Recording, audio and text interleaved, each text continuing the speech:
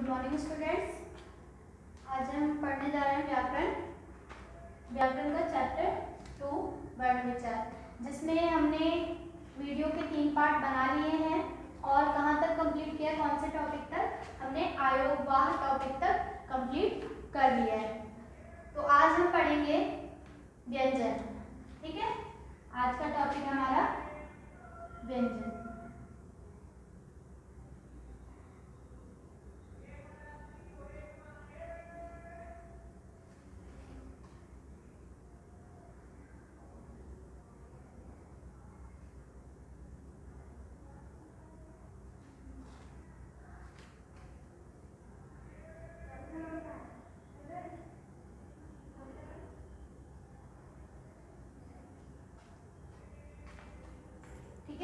जिसको इंग्लिश में कंसोनेंट बोलते हैं, उसके बारे में हम आज पढ़ेंगे।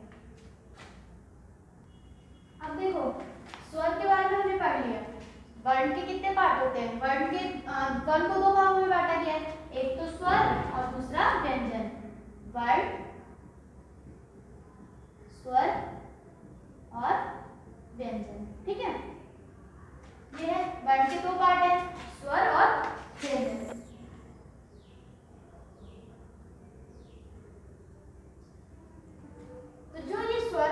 तो स्वर के बारे में हमने पहले ही कंप्लीट कर लिया है। तो अब हमारा क्या बचा? अब हमारा बचा व्यंजन। ठीक है, तो हम आज व्यंजन के बारे में आपसे डिस्कस करेंगे। व्यंजन होता क्या?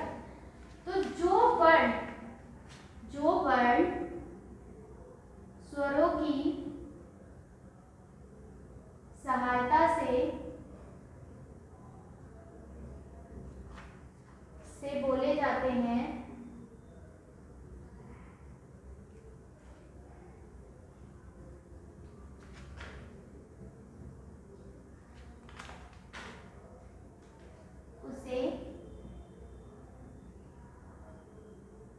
व्यंजन कहते हैं। ओके, जो वर्ण स्वरों की सहायता से बोले जाते हैं उसे व्यंजन कहते हैं। ठीक है, और स्वर किसे कहते हैं?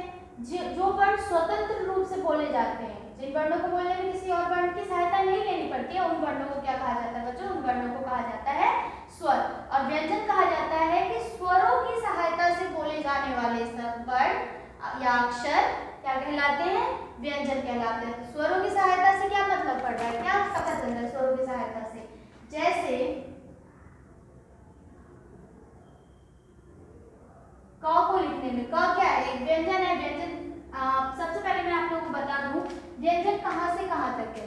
ठीक है, क से लेकर ज्ञानी तक जो है हमारे व्यंजन है।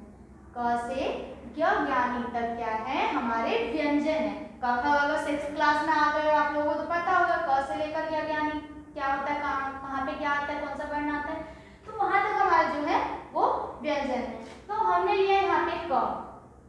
ठीक है, अब क में कैसे क्या पता चल रहा है? क तो व्यंजन है, तो इसमें स्वर कहाँ है? किस प्रकार से स्वर की सहायता लेनी पड़ रही है? स्वर की सहायता किस प्रकार ली गई है इसमें? तो स्वर की सहायता ली गई है इसमें क प्लस अ। ठीक है, ये क प्लस अ मतलब कि जब भी यहाँ पे हलंत का निशान होगा नीचे, इस चिन्ह को आप लोग ने आयोगवाह में मैंने पढ़ाया है। आयोगवाह में हलंत का चिन्ह कैसा होता है? तो जिस भी वर्ण में हलंत का चिन्ह लगा दिया जाता है उस वर्ण से स्वर अलग हो जाता है, यानी कि स्वर रहित हो जाता है वो, कि उसमें स्वर नहीं रहता। और व्यंजन में जितने भी व्यंजन है हमारे क से लेकर ज्ञानी तक, उनमें सब में क्या कौन सा स्वर होता है? स्वर उपस्थित होता है। अब आप लोग बोलो क ख ग घ, जैसे ही बोल रहे हो आप लोग तो आपको मुंह से क्या, जो क व्यंजन है उसकी आवाज तो आ ही रही है, लेकिन उसके साथ साथ में एक स्वर वर्ण है उसकी भी आवाज आ रही है, जो स्वर वर्ण है अ। ठीक है, तो अ क्या है? जब भी व्यंजन को बोला जाता है तो व्यंजन को बोलने में हमेशा किसकी सहायता लेनी पड़ती है? स्वर वर्णों की सहायता लेनी पड़ती है। और स्वर वर्ण कौन से? सिर्फ अ वर्ण की सहायता लेनी पड़ती है। और उसके बाद जब भी व्यंजनों में और किसी स्वर वर्णों की सहायता लेनी पड़ती है तो उसको उन्हें लिखने में किसका प्रयोग किया जाता है? उन्हें लिखने में मात्रा का प्रयोग किया जाता है। स्वरों की मात्रा होती है अपनी अपनी एक एक, है ना, तो उन्हें बोलने में फिर मात्राओं का प्रयोग किया जाता है। तो आप लोगों को समझ आ गया कि व्यंजन में कौन से वर्ण की, कौन से स्वर वर्ण की सहायता लेनी पड़ती है, तो अस्वर वर्ण की सहायता लेनी पड़ती है। ठीक है, हम ये भी याद रखना है कि जो व्यंजन होते हैं उनको स्वर के बिना लिखा जा सकता है, लेकिन स्वर के बिना बोला नहीं जा सकता। कैसे? अगर हम स्वर के बिना इसे लिखें तो स्वर के बिना इस प्रकार से लिख सकते हैं, कहीं पे बोलेंगे कि ऐसा व्यंजन लिखो जो स्वर रहित हो। स्वर रहित है ये व्यंजन, जिसके नीचे हल्का चिन्ह लग गया तो उसका मतलब क्या हुआ, उस वर्ण में स्वर नहीं है, उस व्यंजन में स्वर नहीं है ना। तो इसीलिए यहाँ पे हम स्वर के बिना इसको लिख सकते हैं, लेकिन हम स्वर के बिना किसी भी व्यंजन को बोल नहीं सकते, क्योंकि हम जब बोलेंगे क, बोल रहे हैं क ख ग बोल रहे हैं, तो हमारे मुख से स्वर की आवाज आती ही है। तो इसीलिए ये भी कहा जाता है कि हम व्यंजनों को स्वर के बिना लिख सकते हैं, लेकिन बोल नहीं सकते हैं। ठीक है, लिख कैसे सकते हैं? इस प्रकार से हल्का चिन्ह लगा के, क ख ग सब में अगर इस प्रकार से हल्का चिन्ह लग जाता है नीचे, तो वह व्यंजन स्वर रहित हो जाता है। तो पता चल गया आप लोगों को कि व्यंजनों में व्यंजनों को बोलने में स्वरों की सहायता किस प्रकार ली जाती है, तो सब व्यंजनों में कौन सा स्वर छुपा होता है ये भी आप लोगों को पता चल गया। ठीक है, तो व्यंजन के बारे में आप लोगों को समझ आ गया होगा। जो वर्ण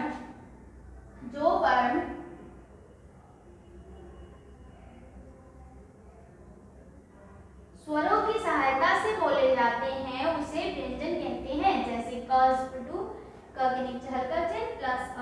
ठीक है, अब आता है आप लोगों का अगला टॉपिक,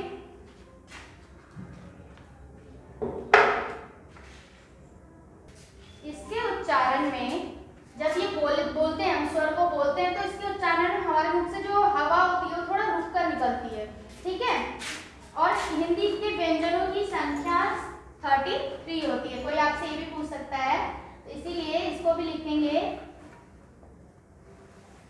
हिंदी के व्यंजनों की संख्या 33 होती है।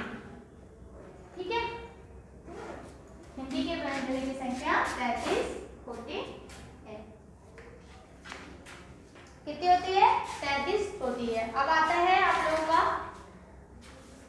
कि आप लोगों के वर्ण कौन कौन से हैं, ये आप लोगों ने नोट कर लिया होगा, इसे रख कर दूं मैं।